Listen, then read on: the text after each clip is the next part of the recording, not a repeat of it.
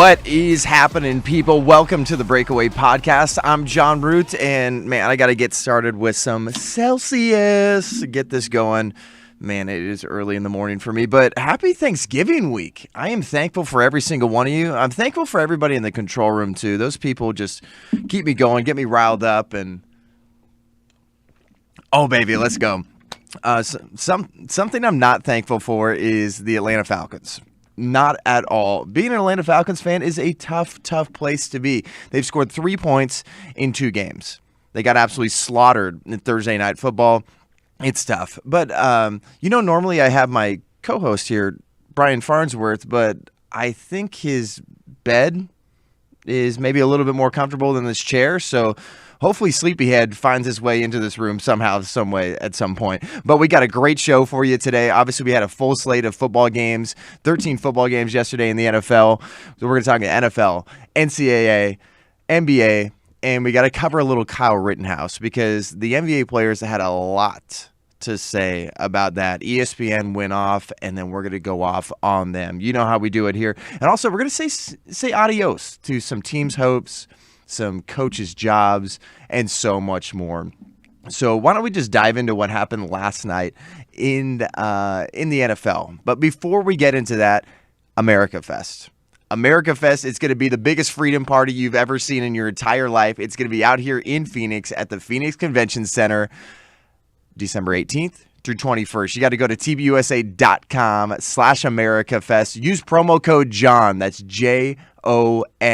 Get the H out of here. Don't put that H in John. You'll get 25% off if you use that promo code. And that's it I got for America Fest. But if one more thing I'd say about that, if you're a big country fan, you got to go. If you're a big fan of freedom, you got to go. We got some great speakers, great country artists. It's going to be a blast. All right, let me get a little bit more of this. All right, baby, here we go. NFL Sunday Night Football. We actually got a pretty good game. It was a lot of back and forth. Chargers ended up winning 41-37. Chargers love to figure out a way to blow a game. Not as bad as the Atlanta Falcons, luckily. Luckily for that fan base, they don't find a way to blow it as much as the Falcons do, but they tried their best. Big Ben, he got off of COVID protocol. He's back. Big Ben, you don't hear anything from Stephen A. Smith about him getting COVID after he has vaccination himself, but he found his way back. He had a pretty good game, but Austin Eckler went off. He had a fantastic game. Justin Herbert basically just did his best Michael Vick impression. He rushed for 90 yards. He actually led the team in rushing yards, and the Chargers, their epic collapse, almost. This is how it went. So they were up 27-13 at the time, and they had a block punt that almost led to their epic collapse. There was a batted ball that led to an interception, and oh my goodness, Sleepyhead is here. Complicated business. Oh my goodness, really? It's great to have you. Good to be here, John. Holy smokes. I thought your Thanksgiving break was going to start early or something. What's the deal? Had a little turkey early. Just a little precursor, a little sample. It got me. Man, if you're having some turkey, that tryptophan knocks you out, man. But it's good to have you. I am thankful for Brian Farnsworth. I'm thankful that you're here. Because just doing it by myself just doesn't feel right. You know what? I'm happy to hear that. And you know what? I'm thankful for you, too. Wow, that means so much. That means so much. I love it. I was just talking about Sunday Night Football last night. I was talking about how the Chargers love to find a way to either collapse or almost collapse.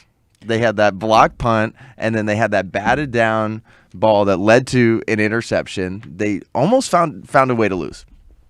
Yeah, no, it was incredible.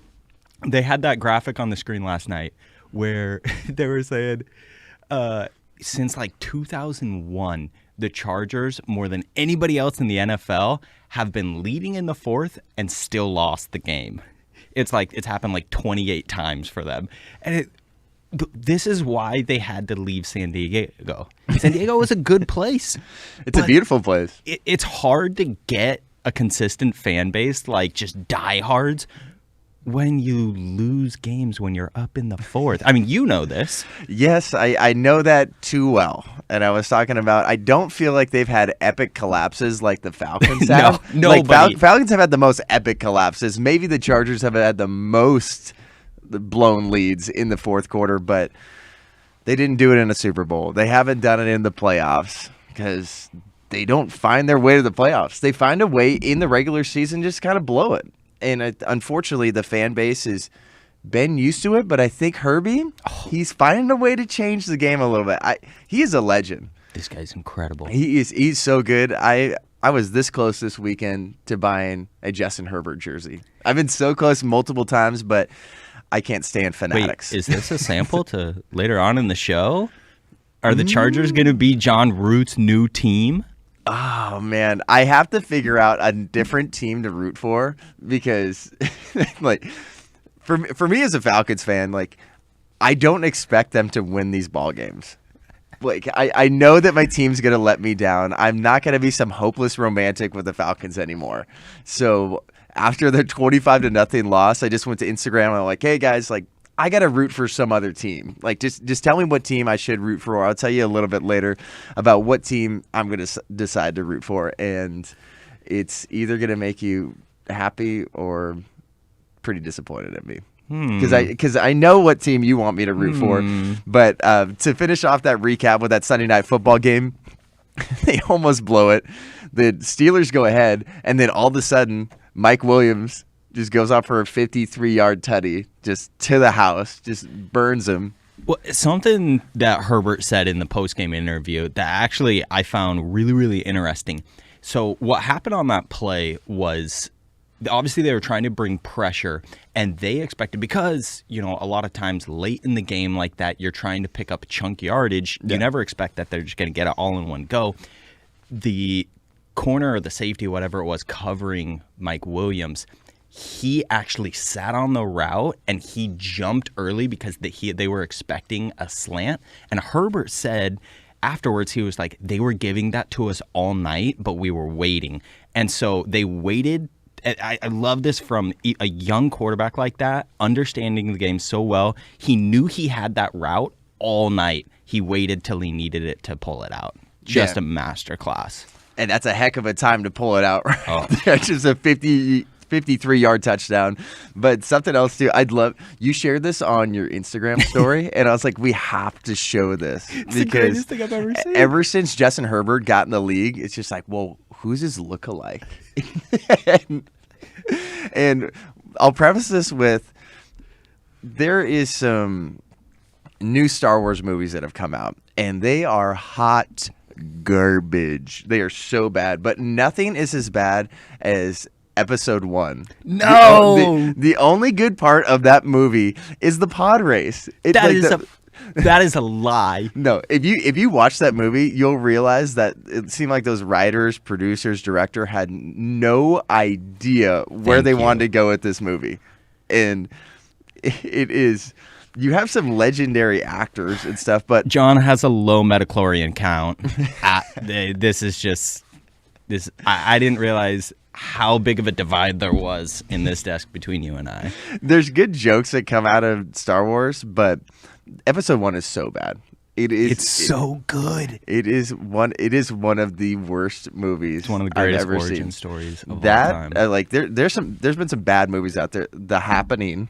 I don't know if you've ever seen that I've one. Seen that. That is horrible. Bad. I don't know how we got into talk about bad movies, but The Happening is horrible. Episode 1 of Star Wars is terrible. And then Air Force One with Harrison Ford is one of the worst movies I've ever seen. It is so bad. It's horrible. But literally, like, Justin Herbert looks like Anakin Skywalker. Like, he looks just like him. The best part is, I don't know if we can throw this up either, but he looks like Anakin Skywalker in each phase of his life, too. And that's why I saw this and I was like, there it is man. Right there. There he is. The only man that can bring balance to the AFC. I would love to see him get a little Jedi rat tail That's what we need right now. That would be next level Herbie. But who would? Because there's obviously an epic battle in episode 3. Mm-hmm. So who would he battle? Who would be that final battle before he turns into Darth Vader? Mahomes. Mahomie. AFC West. It's gonna happen. AFC. When he signs with the Patriots, does he become Darth Vader? That's great. Oh man. Well, apologize for that other comment there. This is. But here, there's another thing I want to show too. Cameron Hayward. Some of the dirtiest guys in the NFL are on the defensive line, and there was a big run by Herbert. He was just running all over the Steelers. It was actually like pretty nuts. He was doing his best Lamar Jackson, Mike Vick impression, but I think we're going to throw that up on the screen. Cameron Hayward, this is basically like the only sack he got last night. So he had that big run, and then we're going to show up on this this video board here what that looked like. Look at this here. So we're going to play this video. The only sack that Cameron Hayward got last night. Watch it. Watch his right hand. Here we go. Get off me. Boom. Oh, there's the sack. See what I'm doing there? He got that sack. That's it. That is the only sack that he got last night. But he's literally, I don't know how these guys get away with this stuff. It's football, baby. It's down in the trenches. It's dirty. Ndamukong Suh loves that. Well, Ndamukong Suh usually just gets a handful. Here, it was just at least a little punch. But we're going to talk about a punch a little bit later from LeBron James. LeBron James had a little punch. That guy is such a punk. Yeah, dude. I am like, I would just fully admit that I'm a LeBron hater. He's an incredible basketball player, but what he continues to pull is an absolute joke. But a few other things for you in the NFL. Cam Newton revenge tour. He had another game where he had a rushing touchdown and a passing touchdown. They didn't get the W, but Taylor Heineke, he's heating up, baby. He looks nice. He looks real nice, especially after getting a couple big wins like this. Are the Chiefs back? That's what I want to know. Absolutely. And absolutely? Yes. And I was holding off after last week's win against the Raiders, but what I saw from Mahomes last night and also a week ago with the Raiders game, he's playing with patience. And that is something he was not doing this season. They were getting out there, and he looked like he was playing backyard football and just going for a big play once every 3 or 4 plays. Now he's slowing it down, taking checkdowns, letting Darrell Williams, Clyde Edwards be factors in the game.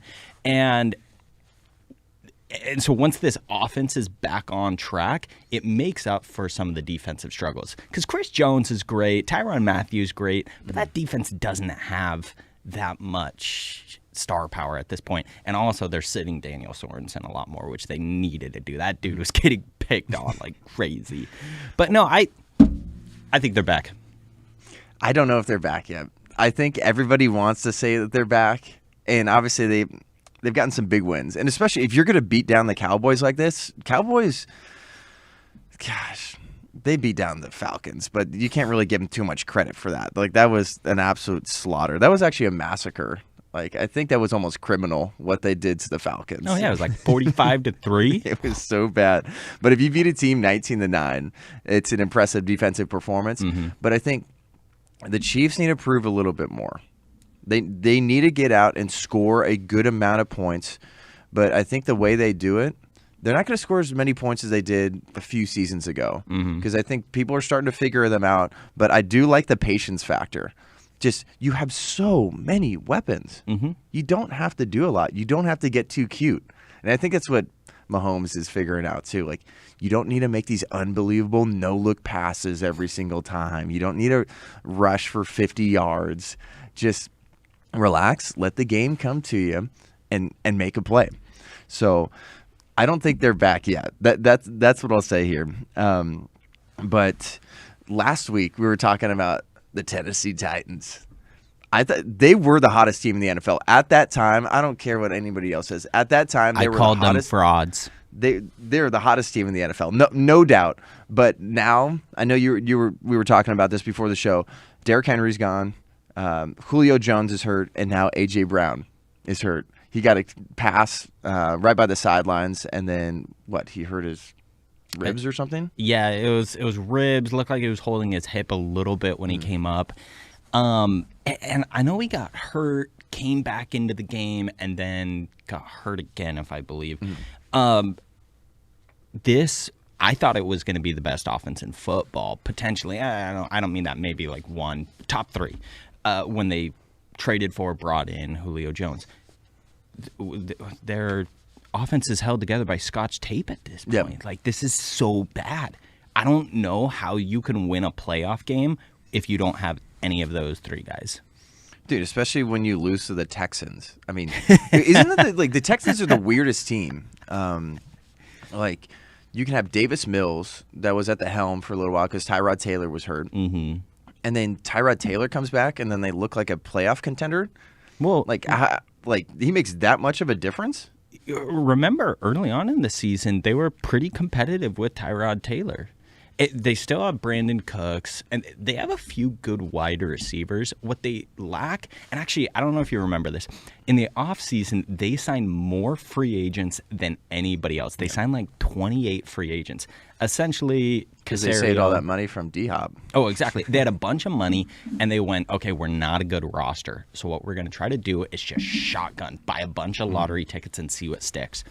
And so what you have is a lot of like tier 3 NFL players where it's like these guys are decent players. What they lack is I don't think they have a star at any one position, but they are filled with a roster of pretty decent players. Just no stars.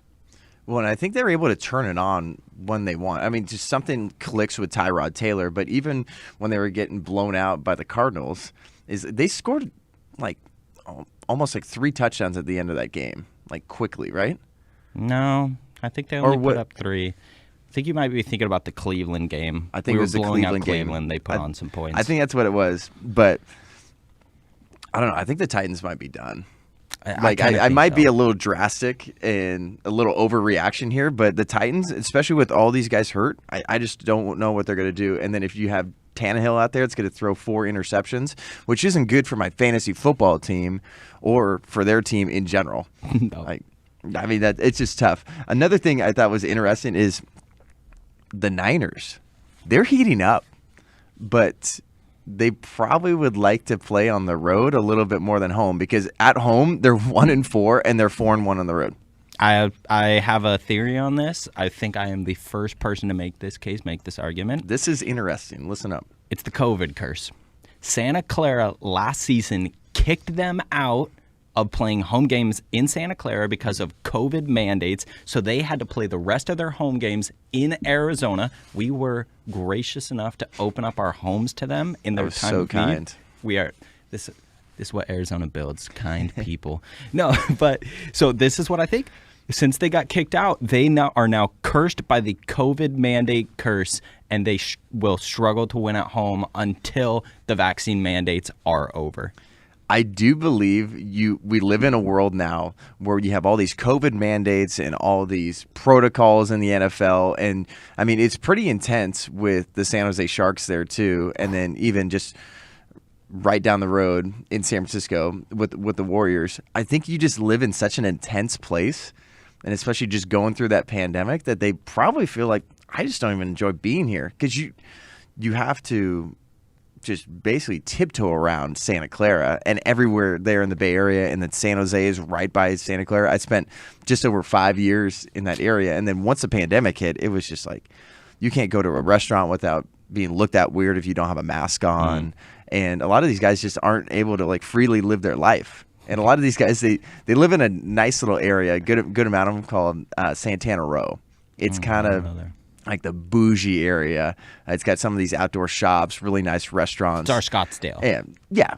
And it's really, really bougie, and you just can't go out there freely like you used to. And I guarantee you they're just like, man, this is just a place I can't stand being here. It's it's terrible. I'm glad I'm gone. I'm definitely glad I'm not there anymore. But the question is who is the best team in football? I know we were talking about this a little bit yesterday while we're watching the games.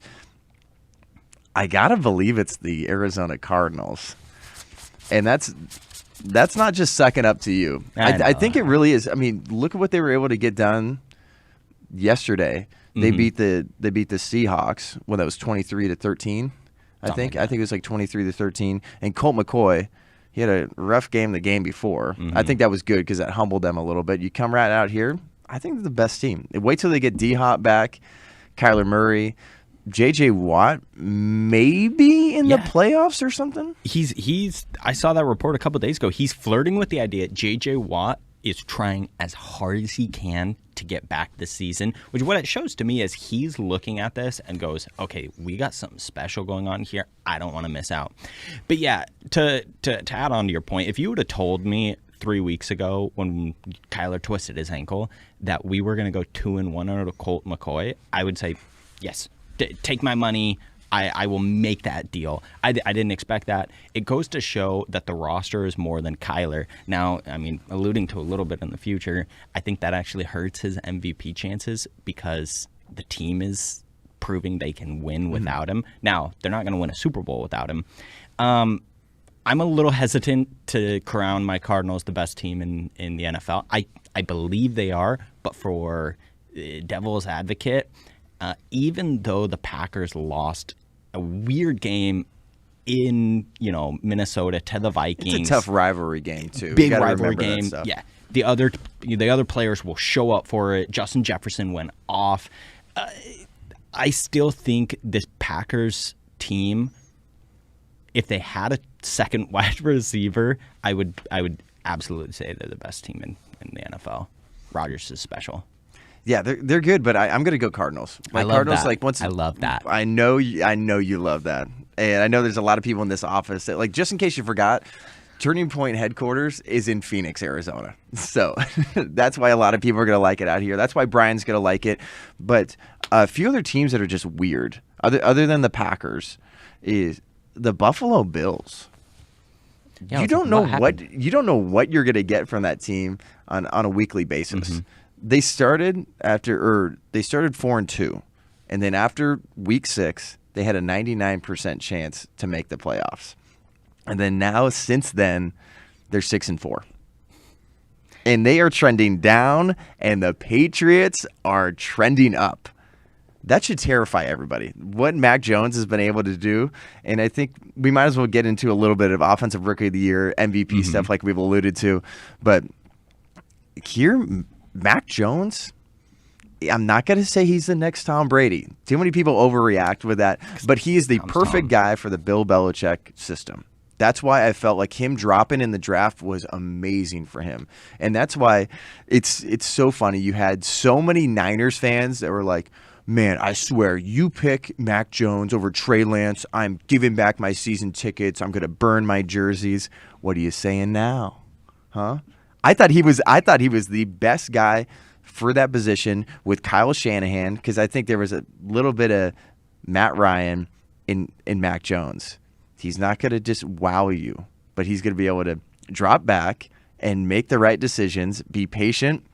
Sure, he looks like the Pillsbury Doughboy in some of these photos, but it's not about what his physique is. It's about like mentally. What is he going to be able to do out in the field? And I think he's leading the Offensive Rookie of the Year race. And big boned. No, Mac Jones has more wins than the rest of the starting quarterback rookies combined.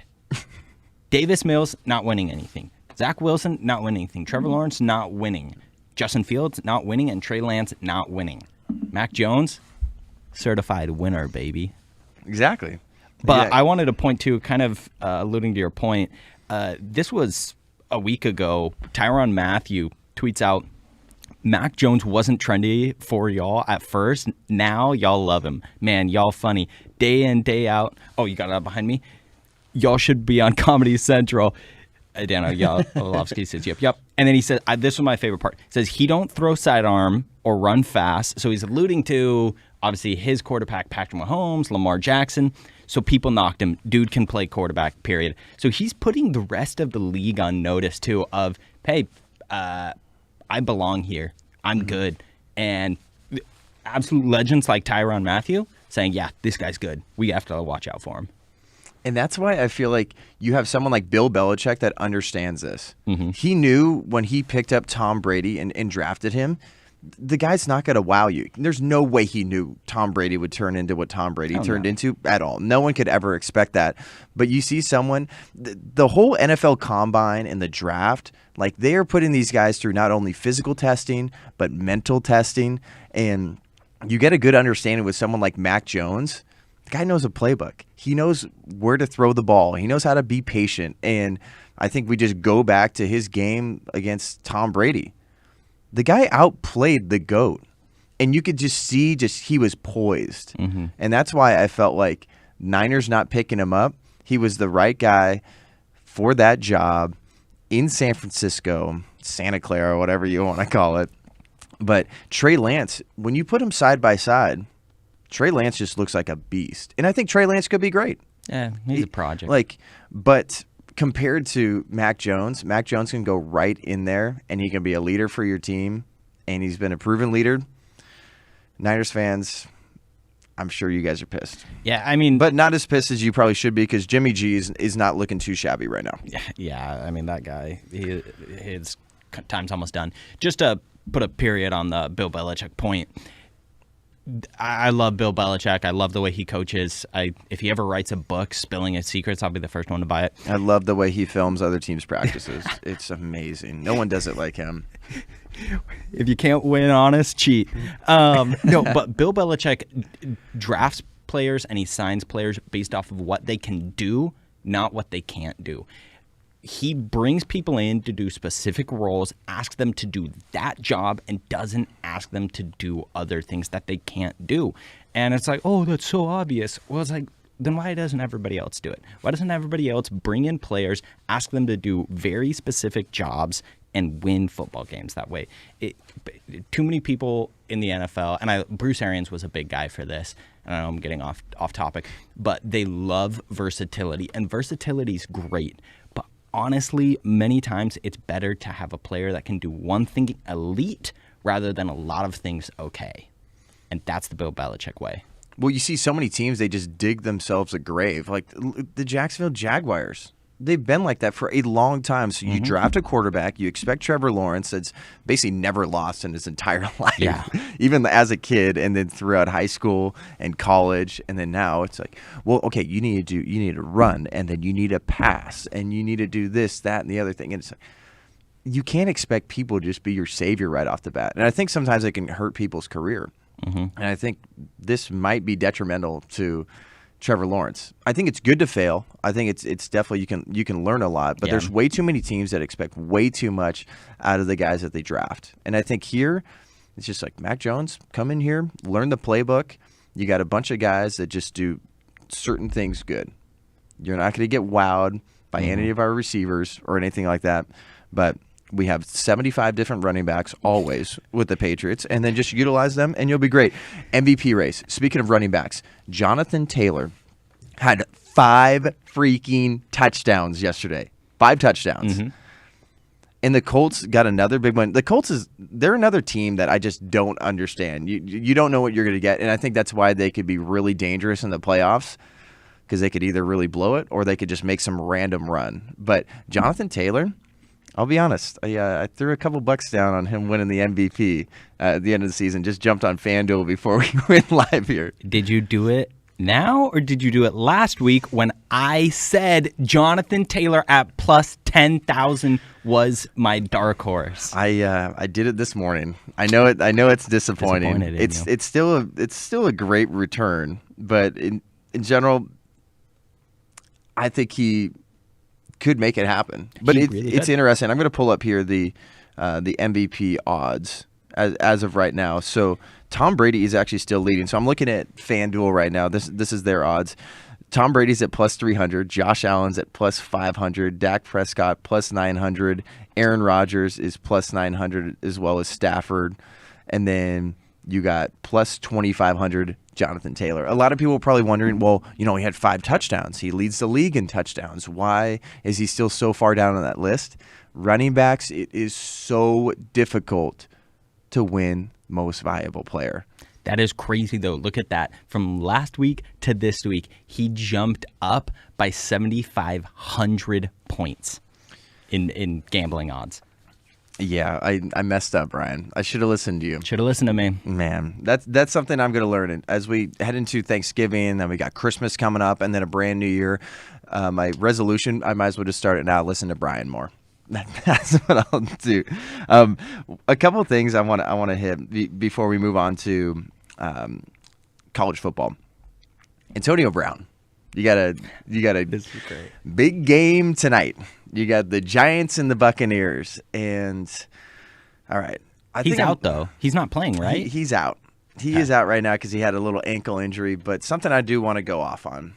This is for Stephen A. Smith. Stephen A. Smith, you absolutely just went off on Kyrie Irving. You said that the guy is selfish. You think the guy should get suspended. You think the guy should basically be out of the league just because he doesn't want to get a vaccine.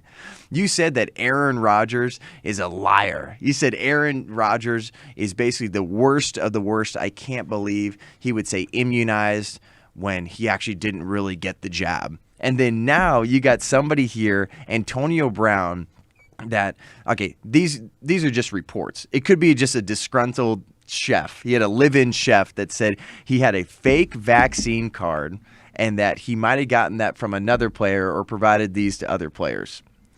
Stephen A. Smith has had nothing to say about this at all. Nothing. Had nothing to say about Big Ben. Big Ben, oh, the Joker. That's what I feel like Stephen A. Smith is. It's like, hey, you don't have to speak on everything as a sports commentator. You don't have to speak on everything, but at least have some consistency and have something to say about Antonio Brown, because this guy sounds like he's trying to get away and pull a fast one on having a vaccine card, and you're blowing up on Aaron Rodgers. I think the whole vaccine protocol in the NFL is a joke. Yeah.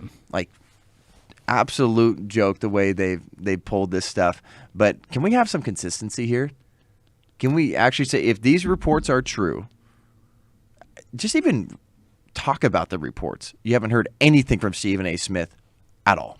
Maybe he learned his lesson. Maybe he learned that, hey, nobody cares to listen to you ramble about this. Like, I mean, because, yeah, he's incredibly inconsistent always, but I don't think Stephen A. Smith cares about the words that come out of his mouth. I really don't. I think he will say whatever it takes. Same thing with Skip Bayless, but Stephen A. Smith will say whatever it takes to get his face on screens and getting views. And that's just, I don't know. I'm not about it. Yeah, he's bought and paid for. He's part of the machine. And to Antonio Brown, don't bite the hand that feeds. Screwed the chef. But Antonio Brown, that comes back to just the Buccaneers said, well, we checked it out and it looked pretty legit. Of course it looked pretty legit. Have you ever seen a fake ID? Those look pretty legit too. Like, a vax card would be easier to make. Yeah. And that's where I was listening to the Pat McAfee show. They were talking about this a couple days ago, and they're like, yeah, like when we got our vaccine cards, we're like, this is it? Like, everybody's going to fake this stuff. So I don't think it should be a shocker to anyone. But if you're going to have the Buccaneers basically say, like, oh, well, we checked it out. Looks pretty legit. So we're going to let the league do it. AKA, the league's going to do an investigation and nothing's going to come out of it. I don't know why they would protect someone like Antonio Brown, especially all the criminal activity that he's been involved in and how much trouble he's gotten in. But I guarantee you, just weeks from now, you're not going to hear anything about this investigation. That's at least what I'm calling. I hope I'm wrong. I really, really do hope I'm wrong. But something, too, I want to hit on. You were talking about NFL wildcard in and out. Who do you think's in? Yeah. Well, so I want to read off to you the teams that are kind of on the fringe, and I want to hear what I just want to quick hit them get them in front of your face. Okay, so we're not going to be talking about division leaders. Okay, so I'm going to read off 6 teams, and remember there are 3 wild card spots. Yep. So out of 6, you only get 3 ins. Okay. The Bengals.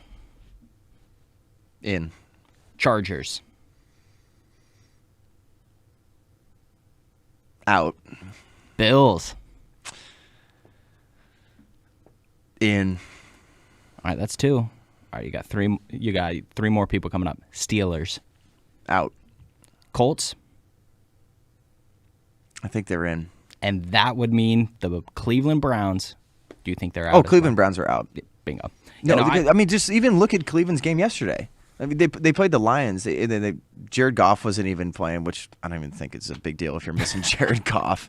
I don't think Jared Goff is as bad as everyone plays him out to be. But in general, you're playing a backup with the Lions, and they won by 3. It was 13-10. A backup. Tim Boyle. Have you heard the miracle story of Tim Boyle? I haven't. Okay. This guy starts out his career, and by career I mean college career, at UConn. Does nothing there. Like absolutely nothing. Throws maybe 1-2 touchdowns and a bunch of interceptions. Then he hits the transfer portal, goes over somewhere else, some other smallish school, and doesn't do much better than that. And so this is a guy that, you think most NFL backups, you think of like Colt McCoy. Colt McCoy was a beast at the University of Texas, an absolute star, but just doesn't have it for the NFL game. Tim Boyle threw more interceptions than touchdowns in college, really did nothing, somehow convinces the Packers to sign him onto their practice squad when he gets out of college. And from then on... He must have somebody that's an investor in the Packers or something. How did he get in? He has to have some sort of connection somewhere because he has basically been failing upwards.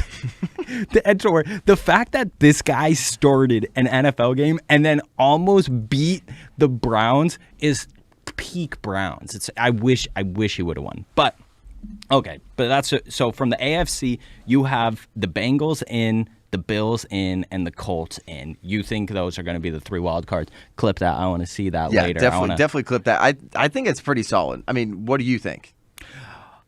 I agree. I have Bengals in. I got Bills in, and I got Colts in. No, I actually, weirdly enough, I'm exactly on with you on this one. I think Colts are trending in the right direction. Steelers aren't good enough, in my opinion. Chargers, they like you talked about earlier. They blow leads and they collapse a little bit. I mean, with something like that, I hope I'm wrong because I'm a total fanboy of Justin Herbert. Oh, yeah. But they find a way to blow games, and I think once they need to get it done, like especially down the stretch, they just can't figure it out. All right, NFC edition. Okay, the division leaders, you've got the Cardinals, Packers, Cowboys, and Buccaneers, so they're omitted. All right, at 7-3, Rams in or out? In. Vikings in or out? Out. Saints in or out? Out. 49ers. Man, that actually is a tough one. You asked me a few weeks ago, I'd be like, no shot. I think they might be in. In. That means he's got I think 2 they're wild in. cards from the NFC West. Yep. Eagles. Out. Panthers. Out. Washington. Holy smoke. This would be the last one then, right? NFC's tough. Man. What was this last one again? Washington. 4-6. Taylor Heineke. Gosh, do you actually, believe? Or are you going to amend one of the previous I think ones? I'm going to amend one of the previous ones. I would go Eagles over the Washington football team. Hurts has he's got some magic moving for him. He has looked nice. He's really taken over some games too. They've had some heartbreaking losses, and they've been in a lot of games. But I would go Eagles. I think they're trending upward, and I mean Heineke's been great, but I think there's only so much he can do.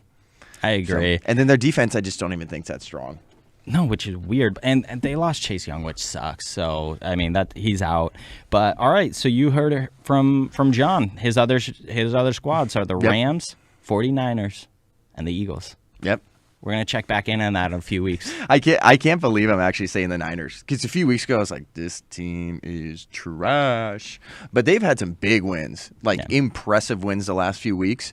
And Jimmy GQ, he's getting it done again, baby. You got to love it. But let's talk a little college football.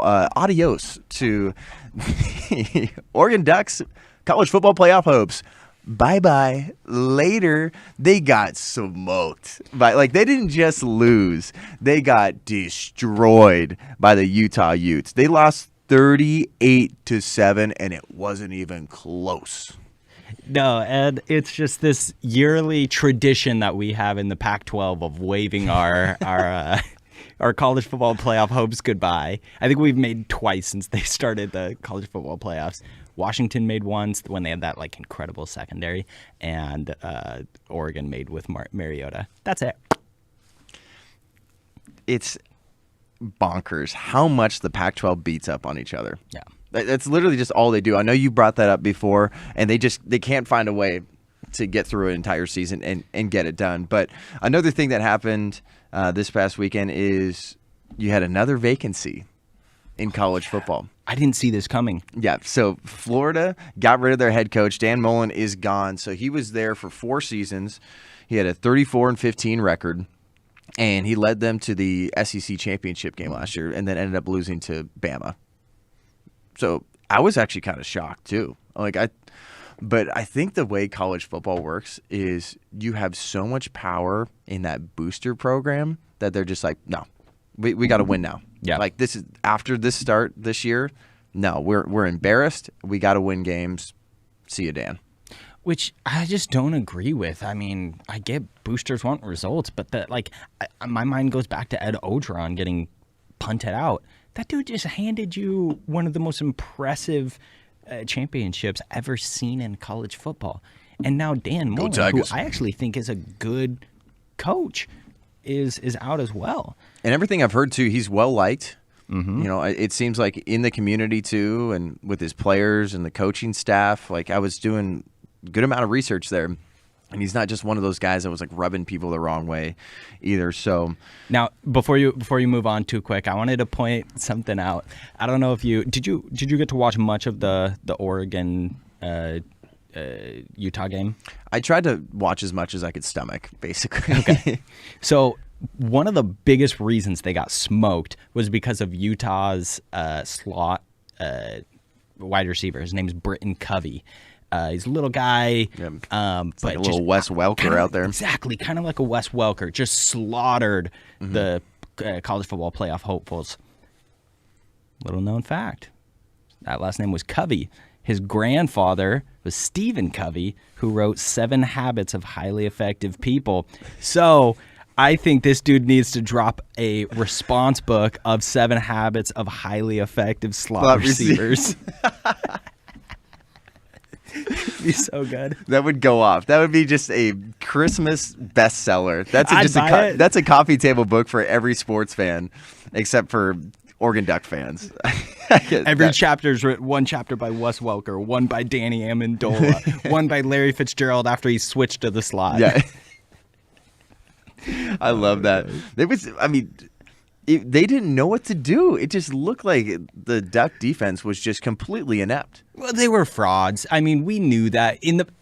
If you were a fan of a Pac-12 team, you were looking at Oregon and you went, no, this team doesn't have it. Because we play each other. We see what their actual level is. And the truth is the Pac-12 is just not very good right now. It just isn't.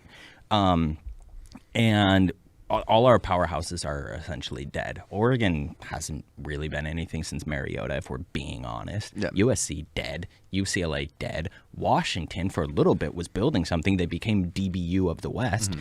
But no, we're just not good. So when Oregon gets a 9-1 record, I'm not that impressed because the Pac-12 is bad. And then they looked horrible against Stanford too. I mean, terrible. you got to remember too, just like we were bringing up the Packers Vikings, you have rivalry games and it just brings out the best or the worst in teams. So there's a nice little kind of rivalry game inside the Pac-12 with Oregon and Stanford, and Stanford just made them look terrible. But this thing too, it's just you can't lose to Stanford and Utah and expect to be taken serious. No, not at all. But you brought up a few places like Washington and USC. Those actually have some head coach vacancies. Mm-hmm. So the other head coach vacancies, just like we brought up, we got Florida, UW, Washington State. They shouldn't have a vacancy. I could go off on that. But I really hope Coach Rolovich actually wins that lawsuit. There in Washington, I think he really could. Him and the rest of those coaches. TCU, my Horned Frogs, Gary Patterson, Sayonara, great guy. I always loved him, but I think it's time to make a change. They got just a lot to figure out. Changing conferences and everything too. Yeah. Like you got to figure out a way to be legit. LSU, Tigers, and then Virginia Tech. So all those have vacancies. Florida, I think, is going to be one of the hottest jobs. Probably if I chose between those two, or just chose two teams where it's like the hottest job, and then USC's got an opening as well. I was going to say, I was literally Googling right now. I was like, I thought USC Yeah, was... USC's got an opening too. So Florida and USC, I think those are the hottest vacancies. Do you have any ideas of people who might take some of these high-profile ones? I have no idea. I honestly have not done enough research to figure out who could be going into some of those vacant positions. But what I do know is I would not mind the paycheck. Oh my God. Because I know Florida's got like a multi-million-dollar training facility that should be opening up by this next year. Like they have boatloads of money, and I think they're going to attract more recruits. It's a great place to be. USC is kind of, they got a ways to go, and especially after losing to UCLA. They're on the struggle bus. Well, and even as a Arizona State fan, obviously I don't want USC to be good, but I want USC to be good because USC really is, for football at the very least, USC is what dictates if the conference is good or not. Yeah. And so when USC is good, rising tide elevates all boats. The entire Pac-12 gets better. I don't know what it is, but so I want to see a world where USC is good again. And that's why I'm actually going to make a prediction that Luke Fickell, head coach of Cincinnati Bearcats, I think he's going to be the next USC head coach. Really? Yeah. I think they'll go get somebody who can build a program because they understand it's not a quick fix. I want to see him go out on a high note, though, because right now the AP poll says that Cincinnati is now number 4. They're undefeated at 11-0. And that's why I loved seeing Oregon lose, because I didn't think they were that legit either, especially, too, after, like I was saying, after they had that loss to Stanford. And here, what are we looking at? This is the AP poll. So over on the right side. There it is. Hey, sorry, it's early in the morning, and also shout out to everyone that listens to this podcast later. Yeah, that's why I need to have Celsius. I'm trying to wake up. What are we looking at? But yeah, that's the AP poll there. So that's not official. The CFP will release their rankings later today. Because we do know the AP poll is usually a little suspect. A little bit. It really is. But Georgia at number 1, no doubt. Ohio State, that was a beatdown. Yeah. Holy smokes. Alabama looks nice. Cincinnati. I want to see Cincinnati. I want to see Cincinnati.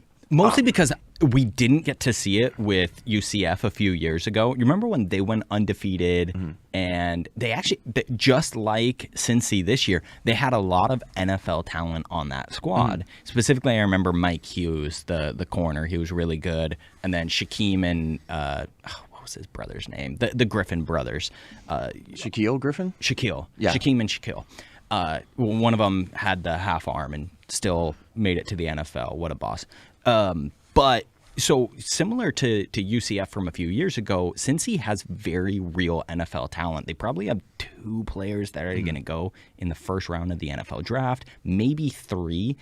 Sauce Gardner could squeeze into the first round. He's the corner. Also, best name in football, right? Yeah. Sauce Gardner. But Desmond Ridder. He's got the sauce. Probably going round 1. And then they have a D lineman, an edge rusher. I can't remember his name right now. But so similar to that, I want to see these undefeated teams that come from lower conferences that what else do they have to prove? Do they have to win by 50 points every single game? No, they shouldn't have to do that. So I want to see them get the chance that UCF never got. Yeah, and I want to look at Cincinnati's upcoming schedule too. It's just thinking of that. So coming up here, who do they got? So they obviously, someone like that, you need to win out. They're playing East Carolina this Friday. They have to kill that team. They have to slaughter that team, I think. Well, check in. SMU, who they just destroyed, I'm pretty sure they had a pretty good record Well, SMU, they're now 8-3 after that loss. Okay, yeah. No, so they were 7-2 or 8-2, and so I mean that's a team that even though they might not play the best teams, they had a good record. Like in my opinion, because of the level of beatdown they put on them. That's a quality win. Well, they beat down UCF. They beat UCF 55-28. They just barely lost to Memphis. They were in the game against Houston. That's number 19 right now. It was 44-37. That was a close game. They beat down South Florida. They beat TCU. They've had some pretty impressive games. Yeah. So they're not a shabby team whatsoever. But before we move into a little NBA action, Heisman. Kenneth Walker, once again, if we're saying adios to anything else too, your Heisman hopes, goodbye. Yep. Yeah, that was trash. They got beat down. That Ohio State game, they went 56-7. Yeah. They were up 49-0, I think, at half. It was tough. Like, that was one of those where it's like, do you just wave the white flag? Do you just leave? When their head coach, Mel, he just signed earlier that week like a 10-year, $95 million contract extension, and then gets just destroyed. That's like, breaks my heart. Yeah, that was a massacre. That wasn't just a loss. That was like, thanks for the money. You're the 7th ranked team in the college football, especially after getting a big win against Michigan. Mm-hmm. Like, that was a massive win, impressive. And then actually, last thing for college football is Michigan, Ohio State next week. Woo, baby. That's good. That's gonna be a heck of a game. Yeah. Oh man, Harbaugh has never beat Ohio State since he took over. Well, has Harbaugh ever had like a big win since joining Michigan? Like, really big signature win? I have to think about that. I don't think so. I don't know if he has. I think when it comes down to it, this is huge for Harbaugh. Now, he's got to earn his paycheck. So let's move on to the NBA. Love it. Warriors. Best team in the NBA, baby. Barely. I'm a homer. Call me whatever you want. I'm biased. I mean, you got the best record, so flaunt it. I'm all about that. If you're the number one, all right, I'm gonna flaunt it. Here we go. But they ain't the hottest team. Okay. That's a toss up. We'll get into your Phoenix Suns. Are the Warriors on a 12-game winning streak? No. Huh. No. Right. No. Cool So off a I little would bit. maybe give the Suns the hottest team, but they aren't the best team. The best team is the Golden State Warriors, 15-2.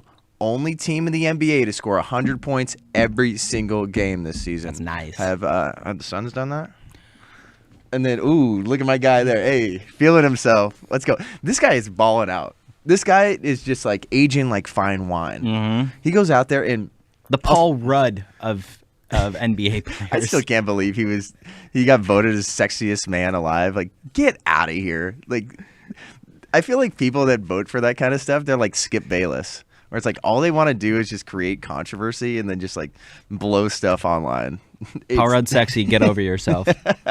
But something I love too is just I worked for the Santa Cruz Warriors, for people that don't know. Worked for them for a few seasons, so I got to see a lot of guys like Jordan Poole. The guy got up to Golden State, and he looked like a young guy that was trying to do way too much and really try to prove himself. And then they sent him down to the Santa Cruz Warriors, and he just started building up his confidence. He was working on his jumper, and he just looked great. He was balling out in the G League. And then these past couple seasons, having Steph hurt, Clay hurt, Wiseman got hurt, you have a lot of guys that were put in this position where it's like, fail. Come out here, try to ball out, go against some of the best competition. You don't have help from some of the best shooters in the history of the league. Fail. Go out there and try to figure out who you are as a basketball player. Jordan Poole, it worked wonders for him because he had another 30-point night last night. And listen to the stat line from Jordan Poole. Hit me with Get that. to know Jordan Poole. He's one of the best young guys. You have to talk about some young guys that are solid with the Suns too. That's what I feel like makes this matchup on the 30th that we are gonna go to. Brian and I are going. That's gonna get heated. I'm so excited. This last night, Jordan Poole, 33 points, 10 of 13 from the field, 8 of 11 from Trey Ball land. He looked so nice. And also MVP right now, Steph Curry, and Klay Thompson has been cleared to be a full participant in practice. Oh. NBA, you're on watch. Suns, you're on watch. Dude, they just give him the championship right now. I think we'll hold off on that. When do you think Klay Thompson comes back? They're going to take their time. Okay. And I think they should. Yeah. They should take their time. I think it would be unreal to have a return on Christmas Day. A Christmas miracle. Oh, man. I would love to see a Klay Thompson under the tree. When he's back, though, is Jordan Poole coming off the bench as the sixth man, or do you keep him in the starting rotation? I like Jordan Poole as the sixth man. Okay. Because Jordan Poole, like, he is an above-average defender. He's not that. That's why I think it's just put him in that second unit, which is going to make the team only better. Oh, let him cook against, second string.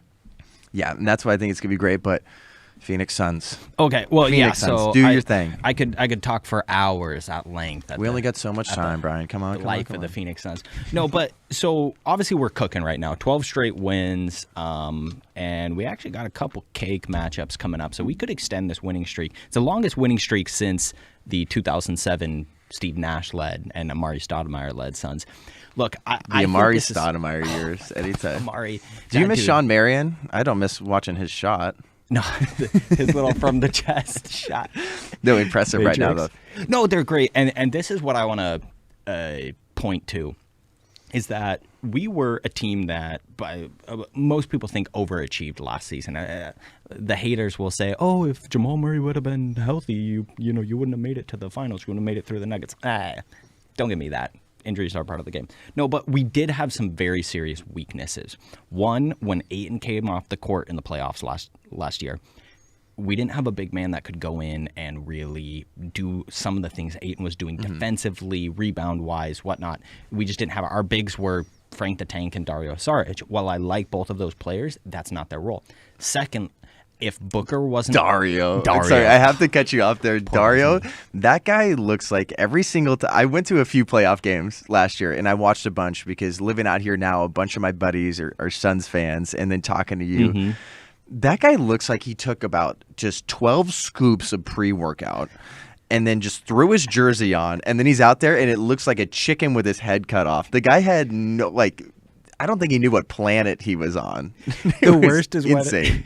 When he would try to dribble and make a play, it was so bad. And I love Dario. I love him. He plays with high energy, exactly like you just said. So we needed another big. And then the other problem was some of our 3-point shooters would get kind of streaky. They would all of a sudden be missing a bunch. And so it really hurt the consistency of the team of we didn't have a second big behind Ayton, and our 3-point shooting would get a little streaky. So James Jones, who won Executive of the Year last year, he's going to fix that. Deserved it 100%. Oh, yeah. Brings in JaVale McGee, who, as a starter, he's always shacked in a fool. But as a backup, JaVale McGee comes in, plays hard. Actually, the whole reason the Suns brought him in is because in that series against the Nuggets, in a game, it was game 2 or game 3, I can't remember, the Suns were blowing out the Nuggets, absolutely just destroying them. And in garbage minutes, JaVale was playing hard. Chris Paul noticed that, and he went to James Jones and said, we need this guy. We need to bring him in. Couple things off that, too, because JaVale McGee was on the Warriors. He is a great addition to any team. He provides a spark. I think he plays fairly good defense, the amount of minutes that you put him in there on the block. Yeah. And then, dude, if you throw it up to that guy will find a way to get it. He can go on. He's so long. Crazy. And that's where someone like JaVale McGee, you put him in a position to succeed. It's like, no, you don't need to go in here and just put up 10 and 10. It's like, no, if you just get a couple boards, play tough defense, and just give DeAndre Ayton a break. And that's what happened with the Warriors, too. I know it's just hey, give our big man a break. That's it. And then also, real quick with the Nuggets, just found out this morning, I saw there was a report that Michael Porter Jr., he might be out for the season because he's got a little nerve damage in his back, which could require surgery. So that's a huge hit to the Nuggets that the Suns beat down last night. Man, and a huge hit to a young player at that. I love Michael Porter Jr. He's a man of integrity, man of faith, really, really good person. He's a great dude. Yeah. And then one other thing I want to bring up with the Suns, Cam Johnson. One of my favorite Tar Heels of late. Yeah. speaking of 3-point shots, that guy is nails. He strokes. He had a career high 22 points last night, and Booker was congratulating afterwards, and just such a humble guy. Cam goes, "Man, it's not like it's 50 or anything." And so Book told him, "Hey, it's you don't do everything all at once. You take steps, and this is a big step for you." Yep. Booker being a leader, which is kind of crazy because he's like, I still envision him as this young player, but no, like he's like a salty vet. Dude, he knows what he's doing. Well, I think that's what's great when you see someone like Devin Booker stepping up, because this could be a massive hangover year for them after what happened in the finals. I'm sorry that I have to bring that up at all, because I was rooting for the Suns, and everybody just was cashing in. They're like, all right, they're winning the championship. But you have someone like Devin Booker coming out and say, hey, we're not going to have a hangover year. We want to get right back to the championship. And it looks like a championship squad right now, but you'll have to go through the dubs. Western Conference Finals, Warriors versus Suns. How just electric that would be. Could you imagine the content on Breakaway social media? God. My Lord. We would become an exclusive Warriors versus Suns podcast.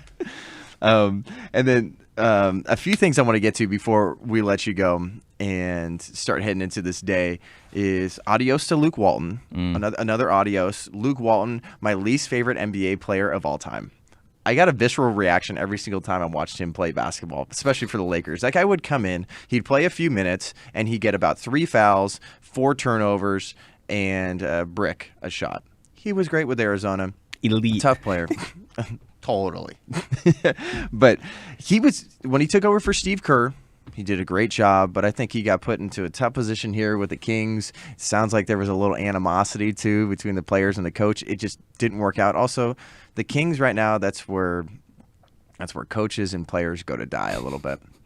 Ever since you guys decided not to pick up Luka Doncic in the draft, which was asinine, I'm sorry. I know we got Dominic in the control room, big Kings guy. I know I'm from Sacramento. Dom's my life. I'm sorry, up. Dom. I'm so sorry, producer Dom. But adios to him. Alvin Gentry's taken over as interim coach. Kings have got some things to do. Yeah. We're gonna wrap up the show with the spiciest story. Here we go, baby. All right. We got to talk LeBron James, and then we got to talk about Kyle Rittenhouse, because you need to get the responses from the sports world. It's stuff like that. So the sports world and mainstream media, like people like Jalen Rose, ESPN, LeBron James, they are lying to you, and they're going with a specific narrative. And I'll say this every show. Politics are in sports, whether you like it or not. Mm-hmm. I don't like it. But if you're going to hear the left side of the aisle, you're going to hear a little bit more of the right side of the aisle from us. Yep. LeBron James, this is not political, but he got in a little scuffle last night. I think we're going to bring this up against the Detroit Pistons. So he got in a scuffle with Isaiah Stewart of the Pistons. So Lakers have been struggling. I think they're 500 now. Yeah. And this is what happens. Watch this. Backhands Isaiah Stewart. Backhand punch. Hits him with that little knuckle there. And that's what cut him. He is such a punk. He's a dirty player. I don't think LeBron's a dirty player. I do. I think this is a dirty play. I will go along the lines of how Anthony Davis is like, hey, me and the rest of the guys in the NBA know that LeBron's not a dirty player. I don't think LeBron's a dirty player. I could go off on his political views and everything, of course. But I don't think he's a dirty player. I think he's a wuss. I think he's a major wuss. I mean, and anytime you bring up something like that, that's comparing him to other NBA players and even NBA players in the past. Would that mean that I could beat up LeBron? No. This is not a LeBron and I thing. As an NBA player, the dude's a wuss. The dude flops around. He fake cries. He tries calling out Kyle Rittenhouse for fake crying, says he had lemon heads. The guy, there's no way. I think we have a video too. I don't think I put it in there. But there was a scuffle there. Yeah. These guys are just fake tough guys. That's all they are. And then Russ, he was putting up the Dukes a little bit when Isaiah Stewart was running around. These guys, you think You think Russell Westbrook is going to beat somebody up? The dude wears skirts during the offseason to fashion shows. Give me a break. I know it's a little off topic, but that's why when Darren Williams and Frank Gore, they're going to box. I'm putting all the money on Frank Gore, actual dude. Tough guys. Yeah, NFL versus NBA, I'm going to go on Frank Gore. I saw on Twitter a few weeks ago, somebody said George Foreman against LeBron James. Like LeBron James. George Foreman's old. Yeah, and I think he could still beat him up right now. That's what it is. This is just fake tough guys out there. Isaiah Stewart, like he made him bleed. He was bloodied after that too. So one other thing with LeBron, they got slaughtered by the Celtics last week. Yeah. And Enes Kanter, I know we're going to show you a photo of his shoes, what he wore. Enes Kanter just keeps calling out the CCP, and he calls out LeBron James. Like, look at this. So he wore these kicks talking about the CCP and King James. He's bowing down to Dictator G. Look at this. And they beat the Lakers by 20. So look at that red shoe there. So that is LeBron James with the CCP flag in the background. He's taking a knee, and he's getting crowned by Dictator G. One, you see, he looks like Winnie the Pooh. He does. He keeps on doing that. And it's amazing because he calls him out. And Enes Kanter, I know you brought that up. Like, oh, is he just trying to get clout? Like, is this just about him? Mm-hmm.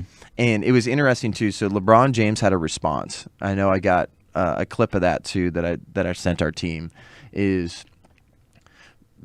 LeBron doesn't say anything here at all. Nothing whatsoever. So he's sitting there, I think he gets a question and it says, well, what do you think? Okay. What do you think about Enes Kanter? What do you think about the shoes that he wore? Mm-hmm. What do you think about him bringing up the atrocities of the CCP? And basically LeBron's like, well, I don't really give people like that the time of day, and I don't think they're worth my time, and blah, blah, blah. He made it all about Enes Kanter. Had absolutely zero to say about the CCP. Does it shock you? No. But look, when you finally have a guy that's wearing shoes like this, it's calling out slavery, calling out the genocide that's going out there with the Uyghur Muslims, and then how these shoes, LeBron James shoes, are made with slave labor. And then China, they're in bed with Nike. They're in bed with the NBA. And LeBron James had no good response. But journalists, the media there, they didn't have any follow-up questions. Where it's like, seems like right now all you're talking about is Enes Kanter, but can you actually answer the question?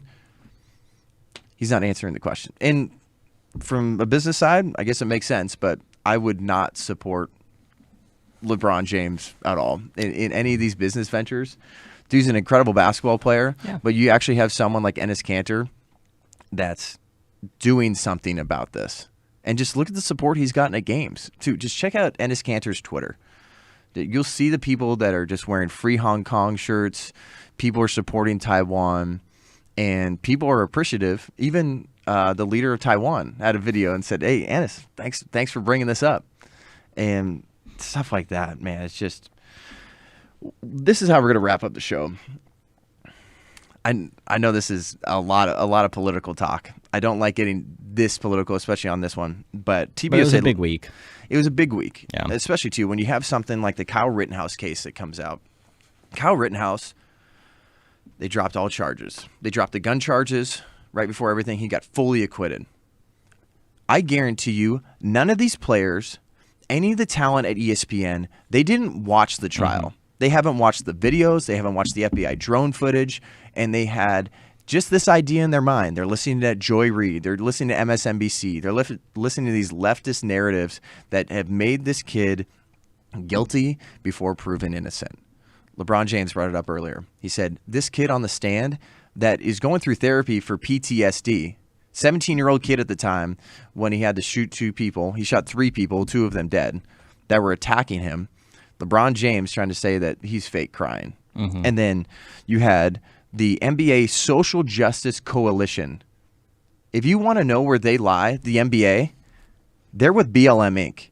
And they're with the criminals that Kyle Rittenhouse ended up shooting. So this is what they put on their main feed too. They can't put together a main feed post about Memorial Day, but they can put this up. So this was after the verdict came down. Our thoughts are with the family of those whose lives were taken in this tragedy. Still, just because we have criminals out there and felons that Kyle Rittenhouse shot doesn't mean that anybody should go out and just shoot people. But in general, this was a justified shooting. Yep. 100%, and it was in self-defense. They went on to say, the right to peacefully protest is a bedrock of our democracy, and the National Basketball Social Justice Coalition remains committed to preserving that right for all. Before we get to the final sentence, they are saying the millions of dollars in damage in Kenosha and around the country, our nation was burning, and they're saying, yes, that is good. In order to make progress, we are going to align with BLM Inc. We're going to align with these rioters and protesters, and we're going to tell you this is a good thing. They're going to finish off with this. Any forms of vigilantism in our society are unacceptable. You know what they just told you? BLM Inc. is justified. The people that Kyle Rittenhouse justifiably shot in self-defense are righteous and virtuous people because they align with BLM Inc. And that Kyle Rittenhouse was a vigilante that crossed state lines with a gun, and he was just there to shoot people. That's what they're telling you. That is what you're telling. And they are taking a political stance. From there, it's tough because we cover sports every single week. You love sports. I love sports. Everybody watches this show, and there's millions of people across the country that love sports. But if you're going to have a league make a stance like this that has zero foundation in truth, zero, none, that goes to show that they did not look at the evidence, they did not watch the trial, and they got a specific narrative that they continue to push. And you're going to keep going woke, you're going to keep going broke. Or worse, that they do know and they are just willingly lying, which I think is what the vigilantism line is. I think it is a willful lie. They know he was acquitted. They know a jury that saw all the evidence said this is self-defense.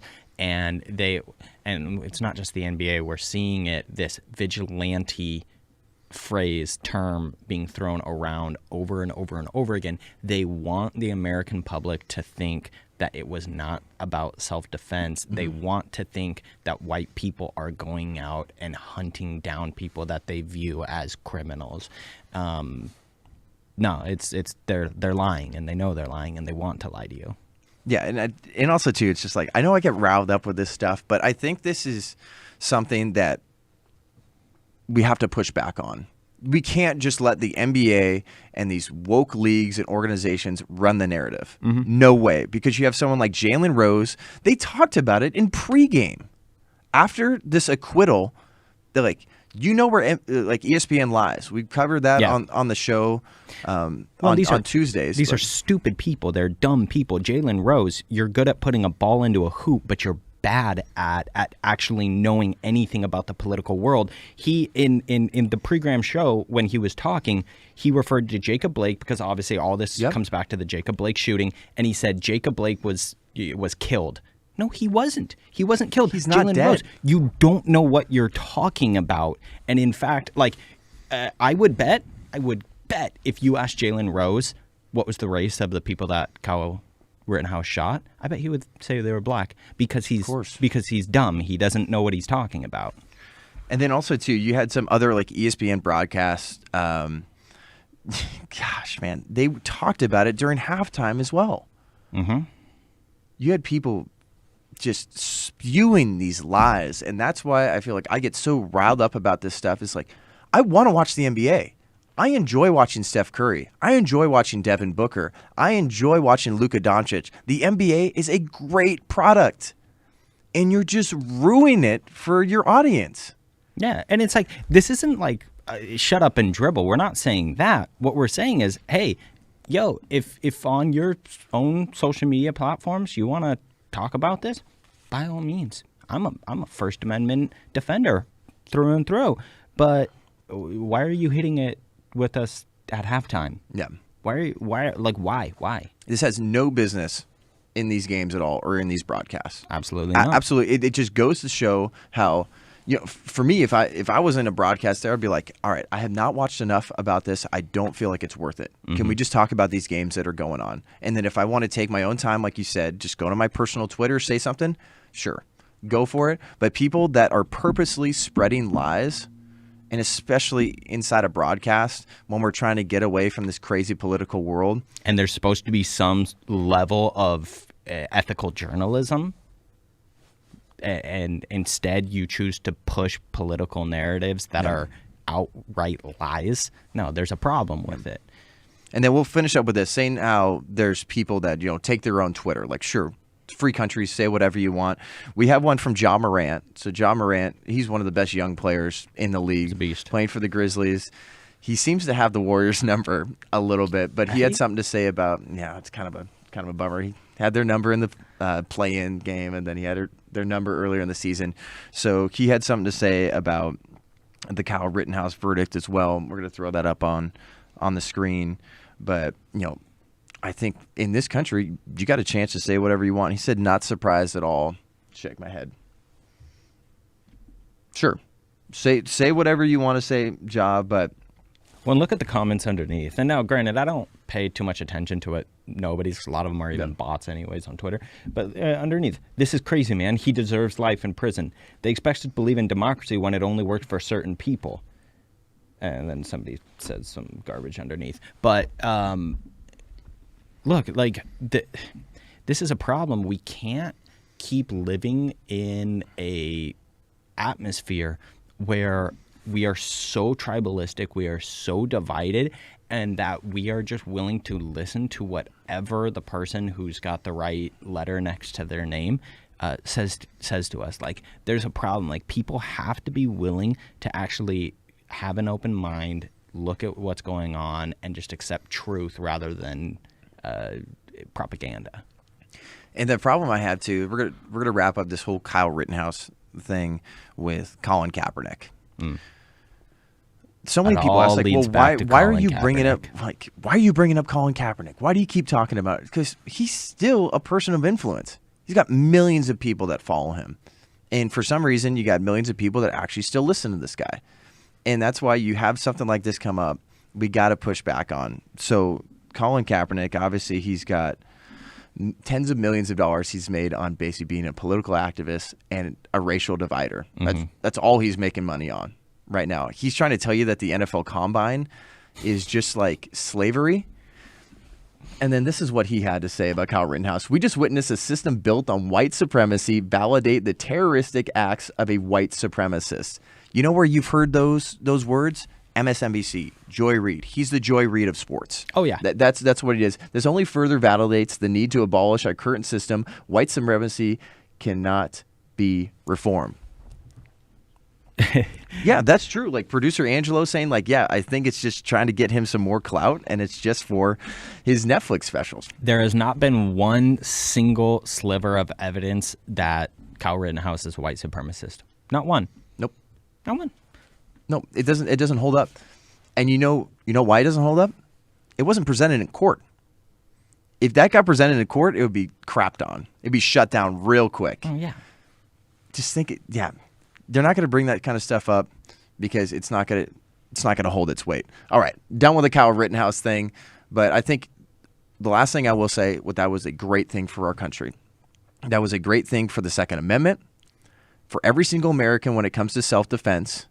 And there's also a guy, Andrew Coffey, the same day, a black guy that ended up shooting his girlfriend dead in a self-defense argument. The same day came out. So coming through the door, thought that she might be breaking in, that it was just somebody else, and then accidentally just shot her. Oh, that's tragic. So things like that. It's just like the narrative doesn't hold up. Before we let you go, shout out to Shohei Ohtani, MLB's MVP out of the American League, and also Bryce Harper. Shohei Ohtani is the face of Major League Baseball. I know I put that on my Instagram. I don't care about the language barrier. This guy, he's not the next Babe Ruth. He's the only Shohei Ohtani. That's what I will say. I've said before that he was Babe Ruth on steroids times a million. Shohei Ohtani deserved this. He had one of the best ERAs in baseball. He led the league in home runs at one point. Bonkers. And It is an absolute shame that he plays for the Los Angeles Angels of Anaheim. It's so sad, and you put in a great stat here too. Of the last 8 AL MVPs, they've had 4 of them. 3 to Mike Trout, who is obviously Mr. Baseball, and Shohei Ohtani, and they have 1 playoff appearance to show for it. That is, I mean, I wish I could call them the Detroit Lions of the MLB, but they have good players, and they just can't put it together. They never have pitching either. They never have a complete team. They've spent a bunch of money on players. I watched them season after season. They're in the AL West, and the A's, we've blown them out of the water season after season, and we find a way to just moneyball this whole thing constantly. We don't have a lot of cash, but we're going to find a way to put together a good team. And the Angels, they can't figure it out. Final things, Tiger Woods, he's making some progress. He posted this 3-second video on Instagram that said, "Hey, I'm starting to heal up real quick," and it just blew up. So this is from Tiger Woods' Instagram. Ooh, looking good. He's such a beast. And then everybody freaked out. Everyone's absolutely losing their mind. I'm excited. Golf is better with Tiger Woods in it. I hope he makes some sort of comeback. I don't really think he's going to win. He's not going to win a major again, but I think I want to see him do this right off. Oh, ye of little faith. He could do it. He could. But I know we brought up earlier. This is the moment I've been waiting for. What team should John root for in the NFL the rest of the season? I got a bunch of different responses from people on Instagram. People said the Ravens. They said the Bills because of Cole Beasley. I am the huge Cole Beasley fan after him stepping up for not only himself, his teammates, the young guys in the NFL, saying I'm not an anti-vaxxer, I'm not a conspiracy theorist, I just want people to decide for themselves. Let's have a discussion. I love Cole Beasley. I stand by Cole Beasley. Some people said the Patriots. I blocked them right away. Packers, Raiders, Niners, Chiefs, Raiders? Cardinals. What, this is a Make-A-Wish thing? Is it a charity case? No. I don't know why you'd choose the Raiders at this point. Because there has to be another show too. I really give a full extensive breakdown of how I became a Falcons fan. But some people have brought up the Raiders because I was born in the Bay Area, and then I'm a Bay Area sports guy through and through. I love the A's, Sharks, Warriors, but I'm not going to be a fan of the Raiders. No. And then some people say Cardinals and Lions. My team, I am going to root for the remainder of the NFL season. Arizona Cardinals. Welcome to the team. Welcome to the team. Arizona Cardinals. I know. That does not mean that I am a fan of the Arizona Cardinals. That does not mean that I'm jumping ship. That means that I will be rooting for the team. That is it. That does not, I will always be a Falcons fan, but I need some goodness in my heart week after week because I'm depressed. Every week. When you see it's your wintertime, seasonal depression setting in. Hello, he darkness, needs that my light old friend. at the end of the tunnel. Oh, man. Yeah, that's a great call. So we're going to get out of here we got Monday Night Football tonight. Bucks by $1 million. Bucks by $1 million. They're minus 10.5 right now. Over-under's 50. Take the under. Players to watch out for. Tom Brady. Is he going to keep struggling or is he going to find a way back? They are great at home, and I think they will find their way back. Great way to, spend the rest of your day is spending some money on you and some other people. America Fest. America Fest tickets are something you need for this holiday season. You can use promo code JOHN, J-O-N, for 25% off. How about this little commercial, huh? TVUSA.com/AmericaFest. We got some of the biggest country artists in the entire world coming. We got some of the biggest speakers. Tucker Carlson, legend. We got Candace Owens that's going to be here. Jesse Waters. Some sports people we're going to have here. Steve Weatherford, Super Bowl champion. Cameron Hayes is going to be here. Jimmy John himself. Hey, Jimmy John's going to be here. And Michael Chandler. We got a special podcast with Michael Chandler that's coming very soon as well. He'll be at America Fest. But this has been a fantastic time. I know we went a little bit longer than we normally do, but there was a lot that happened this weekend. But we love and appreciate you guys very, very much. And thank you for getting out of bed to do this with me. I'm thankful for you. Thankful for you. Have a great Thanksgiving week. We always get some great content on Breakaway social media. That's at TPUSA Breakaway on Instagram. You guys are so near and dear to my heart. Have a great Thanksgiving. Love you guys.